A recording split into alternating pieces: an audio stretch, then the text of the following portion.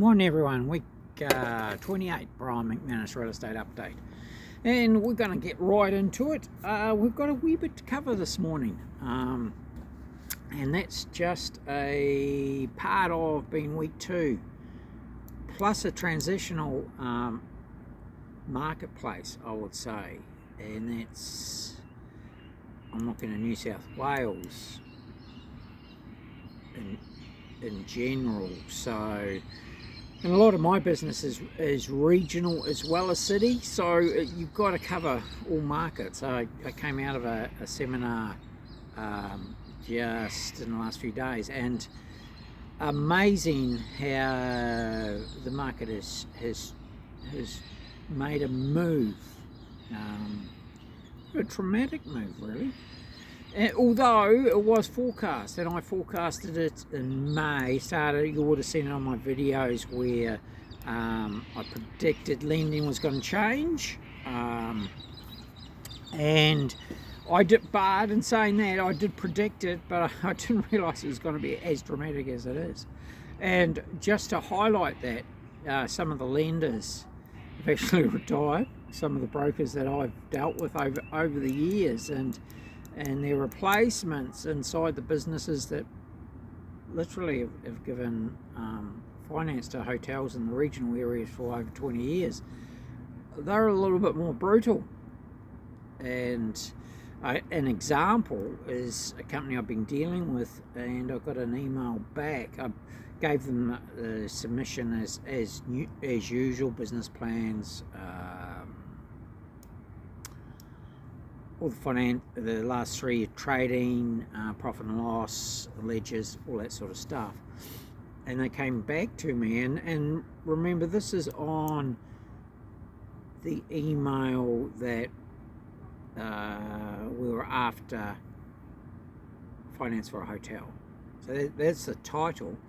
And they came back to me, first of all, they came back to me offer coming, which was a normal thing. And then the second email coming back to me, I'm sorry, we can't process your application because it's for a hotel in a rural town. And they're not the only lender we use, but that highlighted the dramatic change forecast and now implemented. Another one came back, sorry, we're no longer lending on hotels, period. So that's city or rural, and gave me a referral. So interesting that some are actually getting out of our industry, lending on hotels and motels, and or coming back to not lending regionally.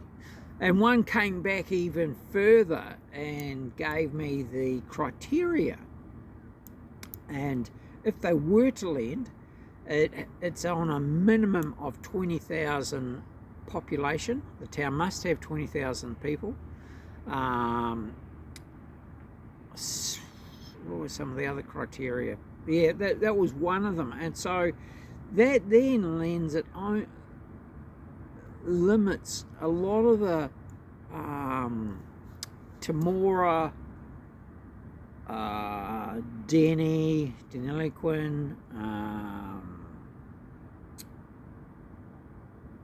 Mundra, probably even Young might be at 20,000, but they would probably look at that and give you a LVR of 40% maybe. So if you got the finance, and that then changes the dynamics of what we can sell to whom, and what I suppose the other part of that is that, so a cash buyer can come in and buy something rurally, regionally, whichever way you want to look at it, in isolation even, but they can't borrow any money to do anything.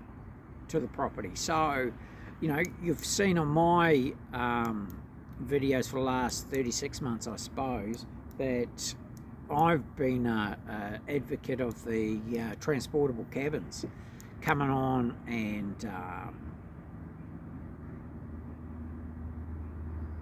and just being part of this whole rejuvenation of accommodation, hotels and motels, and getting numbers up and so forth. But you have to put cash into those sorts of capital investments that will give you a very good return. So then people are looking at it,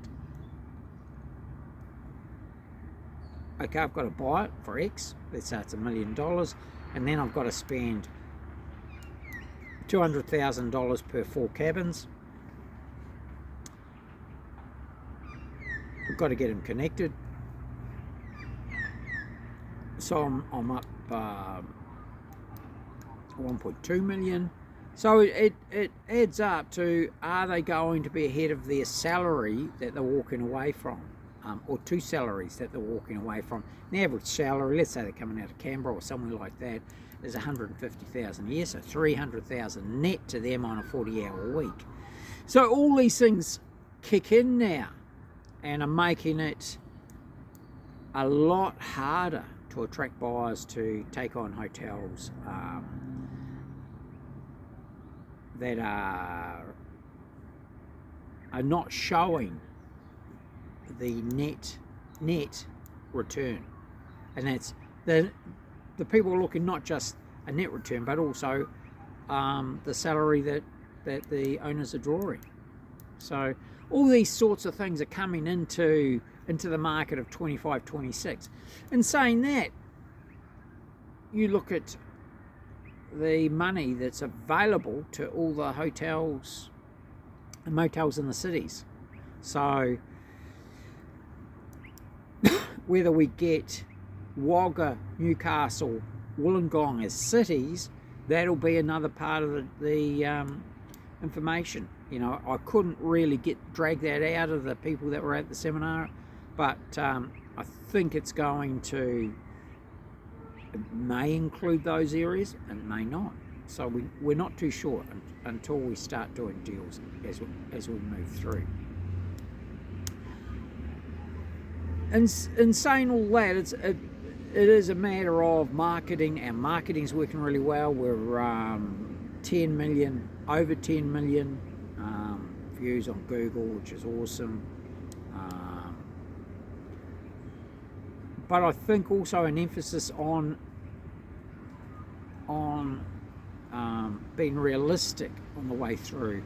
What's your expectation? Are you listening? And this isn't just me. This is, are you listening to if you've got another agent listed? There's probably about 1,000 hotels and motels for sale at the moment in New South Wales. So, are you listening?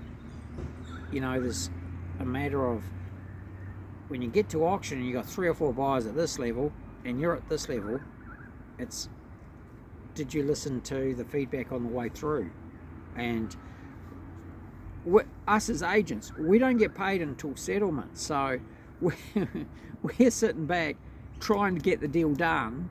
And if you park yourself too high, we can't change that. We can't push these guys up, because what happens is that it's really, they're in and out. Once they've been through an auction, they get buyer's remorse and leave for at least 90 days, or they go and buy something else. They can go and buy something else immediately off me or off somebody else. You know, it's if they're in that 48-hour buying zone. So 2 things happen. They go and buy something, you know, and I had a situation where the reserve was too high for the buyers. One went off and bought a vineyard, one went off and bought a tyre shop, one went off and bought a microbrewery, and the other one said, I'm retiring. So none of them came back and to buy a motel or a hotel, which was just we got them to the stage, we got them to the show, to the auction, but unfortunately the expectations were apart. The vendor, the buyers, so there were four of them were here. They didn't meet. So after the auction, the first right of refusal, this guy couldn't come up. And what it really came back to is that these people couldn't raise any more finance. So that's why they were grouped, and they were really grouped so closely. All the bids got down to the 5,000s.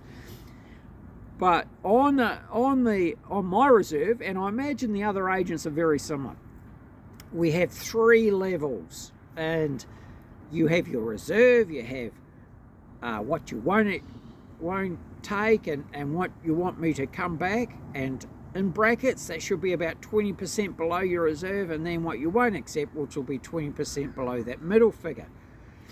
If you come in and set your reserve at the same for those 3 levels, that gives me no chance of getting these guys up, really. You know, it means that you've got your figure, and that's it. And I've got to try and work them up after the auction. So, and I try and do that, and all the agents try and do that. And sometimes it works, most of the time it doesn't. If the buyers are in a certain group, and let's say it's $1 million, they're all sitting around $1 million and you're sitting at 1.3, well, they can't come up. They're all there for a reason, and generally it's the same one. It's generally that they can't raise any more money. And we're going to find that more and more, where what we provide them, the last 3 years of profit and loss certified by an accountant. I can't say that enough. Spreadsheets, I've got spreadsheets coming out my ears at the moment that nobody can take to a bank. Banks look at them and go, I could do that in a night. You know, till receipts are till receipts. A spreadsheet without any banking history, without bank accounts, without suppliers, Lion, CUB, without those accounts, it's really, you're making it really hard to help you. And that's what it comes back to. If you're not paying and drawing a salary, it makes it very hard to help you. Because remember, these people, a lot of these new people coming in from salaries. So that they need to see that you're not only paying yourself a salary, but you're paying tax, that you're paying supers, that all your staff can't be, the days of having all your staff on casual are gone. You've got to have permanent employees. You've got to have permanent part-time employees. Have some casual at 10 hours, certainly, but not at 15. Should be permanent part-time. If they're not permanent part-time, they can't be very good employees if you've had them for a while. Anyway, that's where we're at. We're out listing. We've refocused. We're certainly, if you've got profit and loss for 3, we've drawn a line in the sand. Profit and loss for 3 years.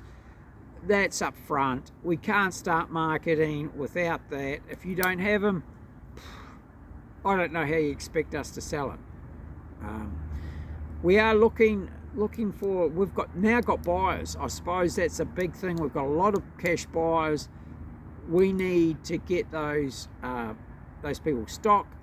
So give us a call, Brian, 040-297-0217, Brian at brianmcmanusrealestate.com. Have a wonderful week 28 and week 2 of the new financial year. Give us a call, email, and let's get moving.